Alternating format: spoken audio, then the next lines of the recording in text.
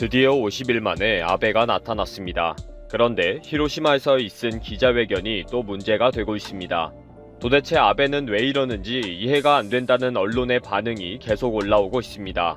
아우성으로 난리난 회견장 소식입니다. 아베의 기자회견이 지난 정기국회 폐회 다음 날인 6월 18일 이후 약 1개월 반 만에 히로시마에서의 평화기념식 참석 후에 히로시마 시내의 호텔에서 열렸습니다. 그러나 질문은 내가 기자회와 히로시마 기자클럽 간사가 사전에 협의하고 통보한 단 4개의 질문에만 대답을 하고 약 15분 만에 끝났습니다.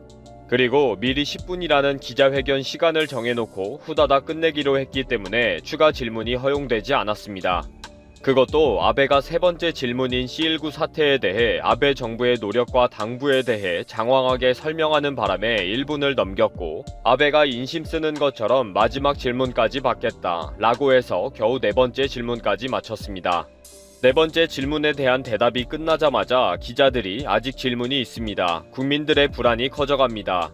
왜 50일 동안 기자회견을 안 했습니까? 등의 목소리가 여기저기서 터지면서 갑자기 소란스러워졌습니다. 아베는 앞으로 고비마다 시간을 내겠다 라고 말하고는 바로 끝내면서 후다닥 단상에서 내려가 버렸고, 그대로 히로시마 공항에서 도쿄로 돌아와서 총리 관저에 쏙 들어가 버렸다는 것입니다. 그런데 이 와중에 아베의 관저 직원이 아사히 신문 기자의 질문을 강압적으로 제지했다는 소식이 언론을 통해 알려졌습니다. 질문을 하려고 오른팔을 드는 순간에 덤벼들어서 팔을 잡아당기고 밀치는 소동이 있었던 것입니다. 마이니치 신문도 아사히 신문이 6일 히로시마 시내 호텔에서 열린 아베의 기자회견에서 질문을 하려고 한 회사 기자가 총리 관저 보도 담당 직원으로부터 오른팔을 잡힌 것에 대해 강력 항의했다 라고 보도했습니다. 예정되어 있던 네 번째 질문이 끝난 뒤에 아사히 신문 기자가 앉은 자리에서 오른손을 들고 총리에 아직 질문이 있습니다 라고 했는데, 보도실 직원이 질문을 제지하면서 오른팔을 계속 움켜잡고 있었다는 것입니다. 이에 대해 총리 관저의 도미나카 켄지 보도실장은 이동해야 할 시간이 다가와서 주의를 환기시킨 사실은 있지만 팔을 잡지는 않았다 라고 해명을 했습니다. 도미나카 켄지 보도실장은 아베의 정치 스캔들인 벚꽃을 보는 모임의 문서관리 담당 과장을 역임했으며, 그동안 국회에서 나와서 아베를 위해 끝도 없는 변명과 거짓말을 하던 아베의 신복입니다. 그동안 아베가 1개월 반 동안 기자회견을 하지 않은 것에 대해 많은 비판들이 언론에서 제기되었습니다. 아베의 여름방학이 길어지고 있다. 총리의 부재는 결국 국민으로부터 도망치고 있는 것이다. 얼굴이 보이지 않는 아베, 최고 지도자의 책임을 완수해라. 연일 이런 문제 제기가 언론과 국민들로부터 아우성인 상황에서 기자회견이 있다고 하니 정말 물어보고 싶은 것이 많다며 기다리고 있었던 것입니다.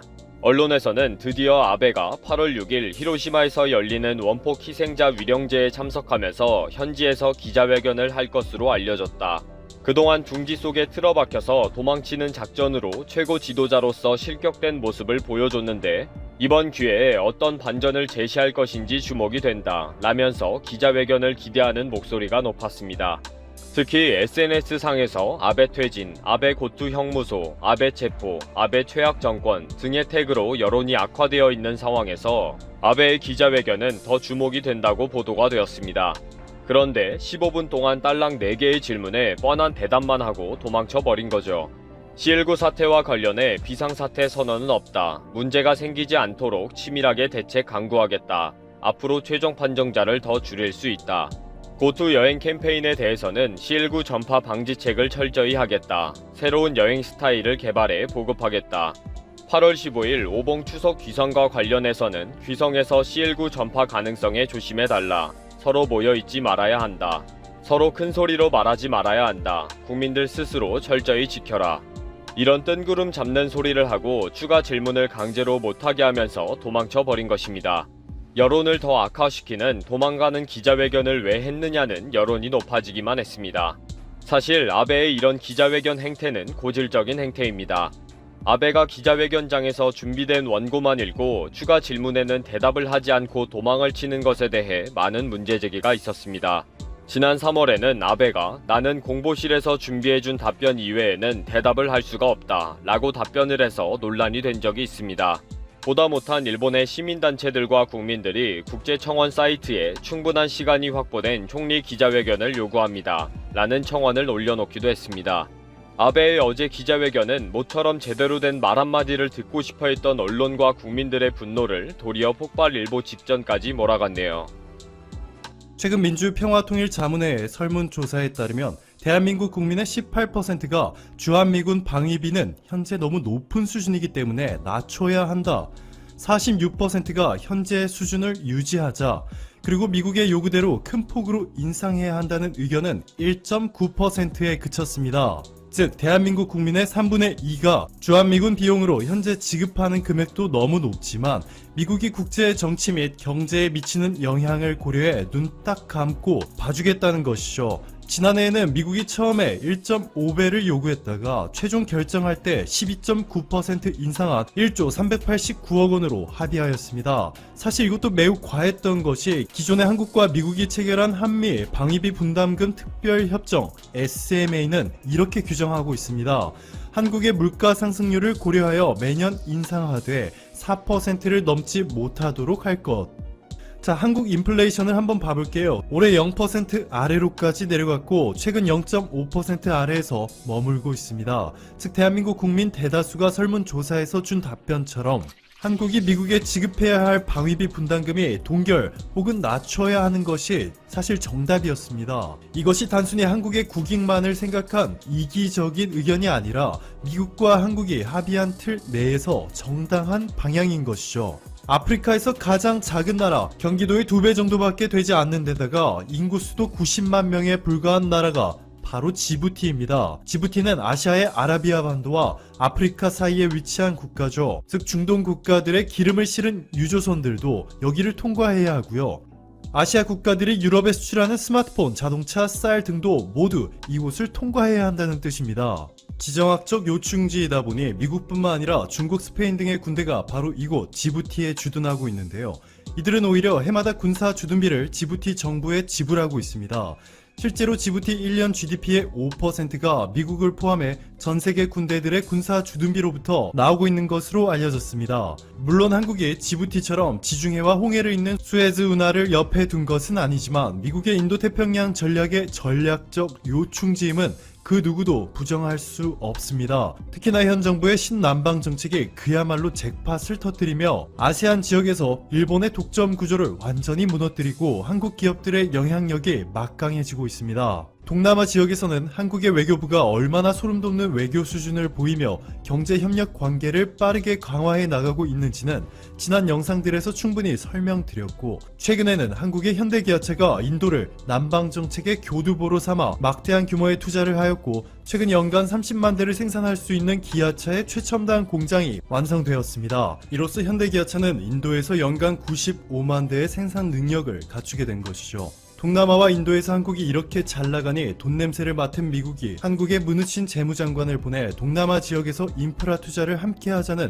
MOU를 체결하기도 하였죠. 미국 기업들은 동남아 지역에서 전혀 힘을 쓰지 못하고 있기 때문에 한국이라는 떠오르는 태양과 함께 하는 것이 필수인 상황입니다. 게다가 미국 정부의 돈을 받아 운영되는 대표적인 싱크탱크 랜드 연구소조차도 보고서를 발표하며 미국이 해외 주둔 비용을 절반으로 줄이게 되면 미국의 무역 규모가 18% 하락한다 고 말하고 있습니다. 미국이 1년에 사용하는 총 해외 주둔 비용이라 해봐야 최대 15조 원이 넘지 않을 텐데요.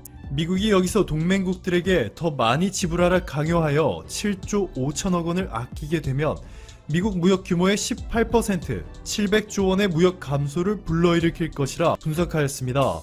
쉬운 예로 한국이 미국과 무역을 통해 일방적으로 많은 흑자를 남기고 있다 보니 미국의 셰일가스를 대량으로 구입해 줌으로써 흑자 규모를 줄이고 있는데요. 미국에 대한 의존도가 줄어들수록 이러한 자산 행위는 모두 사라지겠죠.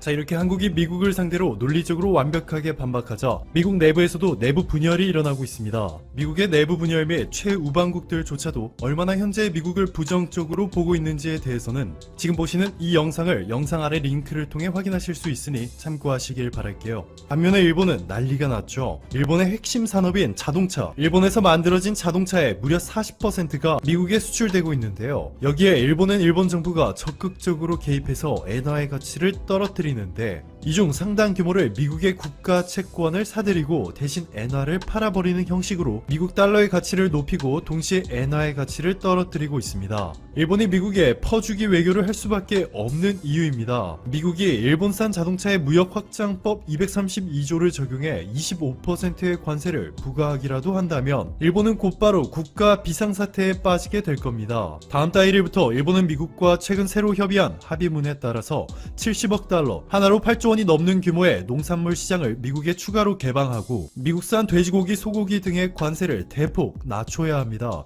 여기서 끝나지 않죠. 미국의 외교 전문 미디어인 Foreign Policy에 따르면 미국이 일본에 방위비 80억 달러, 9조 5천억 원을 요구하고 있는 것으로 전해졌습니다. 이 때문에 아베가 미국과의 협상에서 참패했다. 무역 협상도 망했는데 방위비는 10조 원 가까이 내야 할 상황이라는 기사들이 쏟아져 나오고 있는데 그 누구도 기자가 오버한다고는 생각하지 않고 있죠. 전 세계 어느 국가들에게나 미국이 세계에서 가장 규모가 크고 중요한 시장인 것은 공통된 사항이겠지만 일본의 경우 지나치게 미국에 대한 의존도를 높인 나머지 한국처럼 미국의 불합리한 방위비 인상 요구에 강경하게 대응할 수조차도 없는 상황입니다. 프랑스 언론에서 한국에 대한 집중 조명을 이어가며 한국의 상황에 대한 언급을 하고 있습니다. 우선 프랑스의 일간지 리 피가르도는 한국 특유의 빨리빨리 문화에 따라서 전 세계에서 보기 드문 대규모의 일을 신속하게 처리해 나가고 있다면서 한국은 지구상에서 비교할 곳이 없다는 보도를 했습니다. 또 다른 일간지 르몽드는 대규모 시스템을 갖춘 한국이라는 제목의 분석 기사를 통해 한국은 과거의 위기를 통해 현재 대량으로 일 처리하는 능력을 가지게 되었고 전 세계에서 가장 좋은 수치를 보여주고 있다고 극찬합니다. 프랑스의 대표 뉴스 통신사 AFP는 한국이 초반에는 매우 어려운 국면을 겪는 듯 보였으나 이후에 수치를 개선하고 전 세계에서 가장 훌륭한 표본을 갖고 있다는 취지의 보도를 했습니다. 또한 창의적인 드라이브 스루 시스템을 비롯하여 전 세계가 놀랄 만한 일들을 계속 보여준다며 극찬합니다. 이와 같이 프랑스 언론들에서는 한국이 자신의 모든 자산을 동원하여 최대한의 국가적 역량을 보여주고 있다고 말합니다. 프랑스가 이와 같은 보도를 한 배경에는 자국도 이제는 여러가지 상황이 안심할 수 없는 수치들이 나왔기 때문이고 프랑스에는 전혀 한국만큼 준비가 안 되었기 때문에 앞서가고 있는 한국 모델을 집중 조명한 것입니다. 그런데 이 와중에 일본은 정반대로 상황을 대응하는 국면이 진행되고 있었습니다. 소프트뱅크 손정희 회장은 자신이 현재 상황을 위해서 대량으로 테스트 물품을 공급하겠다고 트위터를 올렸습니다. 일본에서 많은 테스트를 하고 국민들을 위해 솔선수범으로 대량의 자원을 투입하겠다는 것이죠. 그러나 일본의 전문가들과 많은 사람들은 손정희 회장 트위터에 답글을 달면서 오히려 하지 말라는 것입니다. 그들은 지금 갑자기 이런 일을 벌여봤자 일본에 하나도 도움이 되지 않고 혼란만을 초래한다는 사실을 강조합니다. 한 네티즌은 설마 한국 보고 그러는 것인가? 좋지 않은 표본은 참고해서는 안 된다고 전하기도 했습니다. 이에 손정희 회장은 잘했다고 박수를 받기는커녕 비판을 받아 머쓱해하며 테스트 물량을 철회해버렸습니다. 어쩌면 다소 늦었지만 손정희 회장 때문에 상황이 개선될 큰 기회를 놓쳐버린지도 모르겠습니다. 한편 프랑스 언론에서는 한국의 물량 작전이야말로 빨리빨리 문화를 통해 전세계의 모범이 된다고 대대적 보도를 한 것이죠. 프랑스에서도 처음엔 일본과 같이 미온적인 대처를 하면서 이탈리아 상황을 보고 비웃으며 발칵 뒤집어 놓았는데요. 프랑스 민영방송 까날 플러스는 이탈리아가 엉망으로 상황을 대처한다며 피자를 굽는 방송을 내보냈다가 이탈리아 시민들의 분노를 산 바 있습니다. 그런데 이제는 프랑스도 전혀 안심할 상황이 아니라는 것이죠. 또한 미국에서는 트럼프 대통령 기자회견을 통해서 유럽을 당분간 미국 입국 금지를 시키겠다는 내용을 발표했습니다. 그러면서도 한국에 대해서는 반대로 현재 여행 경보 수준이나 이를 조기 해제할 수도 있다는 입장을 밝혀 대조를 이뤘습니다. 처음부터 모든 정보를 오픈한 한국은 시간이 지날수록 전 세계의 신뢰를 받고 있는 모습인 반면에 일본에 대해선 전 세계 언론들의 평가도 바뀌기 시작했습니다. 뉴스위크지는 일본이 현재 상황을 정치적으로 다루고 있다며 빠르게 정보를 오픈해서 전체적인 상황을 장악해야 하는데 정반대로 숨겨버리면서 도쿄올림픽 위기를 자초했다고 지적합니다. 한편 한국은 현재 중국과 일본이 정보를 은폐하고 왜곡하는 가운데 동북아시아에서 유독 빛이 나고 있다는 보도가 이어집니다. 초반에 다소 미흡한 대처를 지적받긴 했습니다만 시간이 흐를수록 전 세계에서